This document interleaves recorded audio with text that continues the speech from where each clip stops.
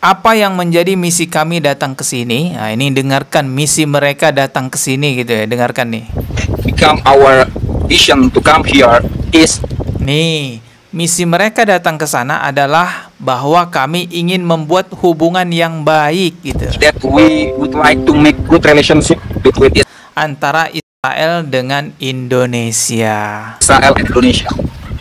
To normalize. Nah, jelas untuk menormalisasi hubungan diplomatik. Nah, di sini dia jelaskan bahwa mereka adalah generasi ketiga dari Nahdlatul Ulama. Saya nggak paham nih generasi ketiga maksudnya seperti apa. Yang jelas dia bilang kita adalah generasi ketiga Nahdlatul Ulama yang meneruskan programnya Gus Dur gitu ya. Oh, we are the third generation of Nahdlatul Ulama that we will to continue the ini yang akan melanjutkan warisan Gus Dur. Saya nggak paham secara detail yang dimaksud melanjutkan warisannya Gus Dur itu apa ya. Yang jelas kita semua tahu bahwa Pak Gus Dur itu juga dahulu pernah berangkat ke sana, teman-teman. Dan yang kedua yang pernah berangkat ke sana yaitu Pak Yahya Khalil Stakuf. Dan yang ketiganya ya mereka ini. Kalau ada part 1, part 2, part 3, ya itu namanya terencana dong ya. Mestinya begitu ya dugaan kita. Assalamualaikum warahmatullahi wabarakatuh. Satu di antara 5 kader NU yang berangkat merapat kepada Presiden penjajah umat Islam sudah tampak di media meminta maaf dan mengklarifikasi atas apa yang telah dia lakukan. Salah seorang dari kelima kader NU itu yang meminta maaf adalah Pak Zainul Ma'arif. Ini katanya juga mewakili teman-teman lainnya untuk meminta maaf kepada rakyat Indonesia. Dan Pak Zainul Ma'arif ini mengatakan bahwa ini bukan urusan NU, melainkan ini urusan pribadi katanya. Mengutip berita dari Kumparan News, di sini tertulis Zainul mengatakan kepergiannya ke Israel dan bertemu dengan Herzog tidak terkait dengan NU.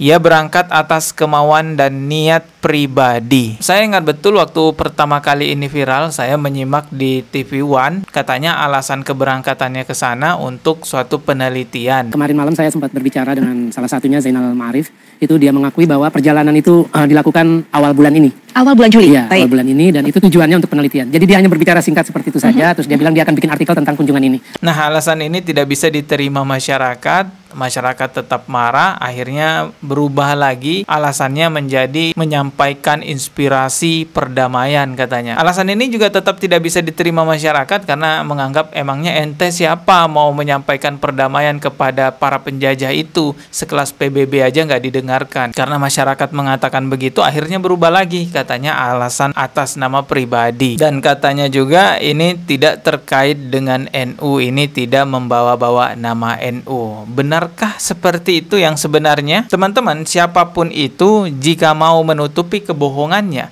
dia harus menciptakan kebohongan yang baru. Jadi orang bohong itu memang banyak alasannya, teman-teman. Salah satu cara menghentikan kebohongan ialah dengan jujur.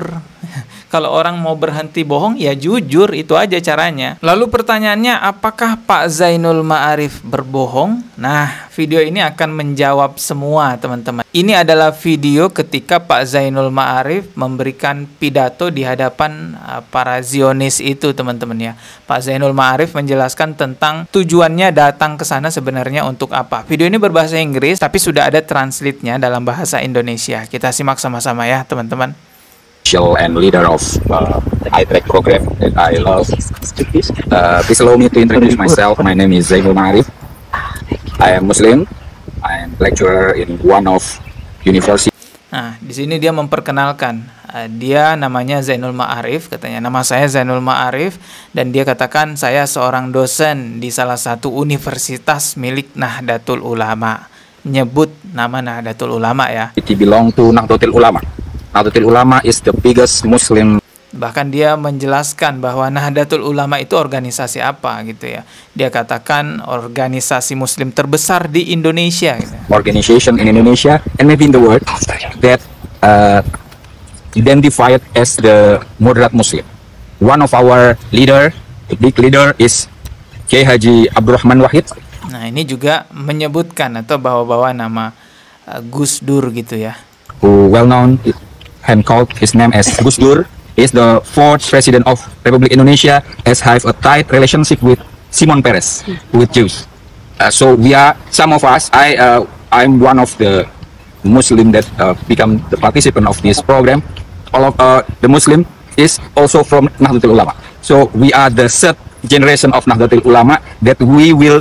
Nah, di sini dia jelaskan bahwa mereka adalah generasi ketiga dari Nahdlatul Ulama. Saya nggak paham nih generasi ketiga maksudnya seperti apa. Yang jelas dia bilang kita adalah generasi ketiga Nahdlatul Ulama yang meneruskan programnya Gus Dur gitu ya. Oh, we are the third generation of Nahdlatul Ulama that we will to continue the ini yang akan melanjutkan warisan Gus Dur gitu. legacy of Gus Dur to strengthen our interfaith dialogue, interfaith relationship between Jews, Christianity, Muslim, and any religion that exists in this world. On behalf of our my friend from iTrack, I would like to say thank you, especially to Mr. Nuru, Mrs. Rahel, Mr. Gal, and also Pak Karmel, and all the iTrack official for having us and invite us to be the part of this excellent program, iTrack program. iTrack mean Indonesia Israel Track. It means that we are Indonesian come to this holy land because of our love. Mereka datang ke sana katanya atas dasar cinta gitu ya. Cinta sama orang Yahudi ya. To this land and to its inhabitant. We are with a deep heart. We pray to God. We hope with our love that this holy land clear from any cruel and full of love. And second, what is? Nah ini baca ini. Apa yang menjadi misi kami datang ke sini? Nah ini dengarkan misi mereka datang ke sini gitu ya. Dengarkan nih. Become our vision to come here is. Nih. Misi mereka datang ke sana adalah bahwa kami ingin membuat hubungan yang baik gitu. That we would like to make good relationship between antara Israel dengan Indonesia. Israel and Indonesia. To normalize. Nah, jelas untuk menormalisasi hubungan diplomatik. Ini saya ulang lagi teman-teman ya, dengarkan baik-baik ya. Misi mereka datang ke sana. And second, what is become our vision to come here is that we would like to make good relationship between Israel and Indonesia. Jelas kan? Misi kedua mereka datang ke sana untuk menjalin hubungan baik antara Indonesia dengan negara penjajah itu ya, untuk menjalin hubungan diplomatik katanya, bahkan dia katakan seperti itu. That we would like to make good relationship between Israel and Indonesia. To normalize the diplomatic relationship between these two countries, so we can work together and make mutual benefit between us for the sake of human being, especially in those countries. Ya, jelas teman-teman itu ya videonya. Sangat tidak tepat sekali jika beralasan atas nama pribadi, karena di video itu jelas-jelas dia memperkenalkan dirinya orang NU ya, bahkan menyebutkan kami generasi ketiga yang melanjutkan programnya Gus Dur, yang melanjutkan warisannya Gus Dur. Saya nggak paham secara detail yang dimaksud melanjutkan warisannya Gus Dur itu apa ya. Yang jelas kita semua tahu bahwa Pak Gus Dur itu juga dahulu pernah berangkat ke sana teman-teman. Dan yang kedua yang pernah berangkat ke sana yaitu Pak Yahya Khalil Stakuf, dan yang ketiganya ya mereka ini. Kalau ada part 1, part 2, part 3 ya itu namanya terencana dong ya, mestinya begitu ya dugaan kita. Tapi ya kita sudah mendengar juga beberapa penjelasan dari petinggi-petinggi PBNU bahwa kedatangan mereka itu bukan mengatasnamakan NU, walaupun fakta petunjuk-petunjuk jejak digital yang ada memperlihatkan mereka seolah-olah seperti membawa nama besar NU, bahkan bukan hanya membawa nama besar NU, seolah-olah membawa nama besar Indonesia.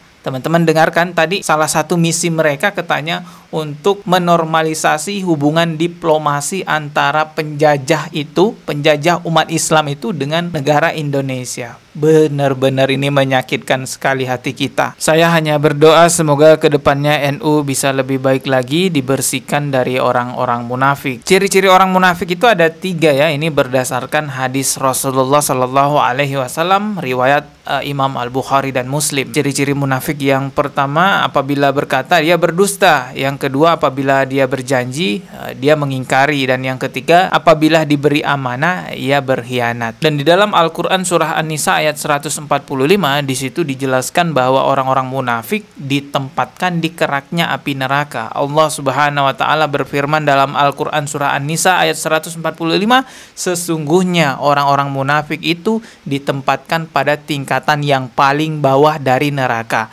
dan kamu sekali-kali tidak akan mendapati seorang penolong pun bagi mereka. Jadi perkara dosa munafik dalam agama Islam adalah perkara dosa yang sangat besar. Ini bukan perkara remeh, ini adalah perkara serius. Apalagi kemunafikannya membawa umat Islam untuk bersekutu dengan musuh-musuh Islam. Wah, ini kemunafikan yang sangat besar sekali. Teman-teman, kita ketemu lagi di video berikutnya. Subscribe dan juga loncengnya ditekan sebagai notifikasi. Wassalamualaikum warahmatullahi wabarakatuh.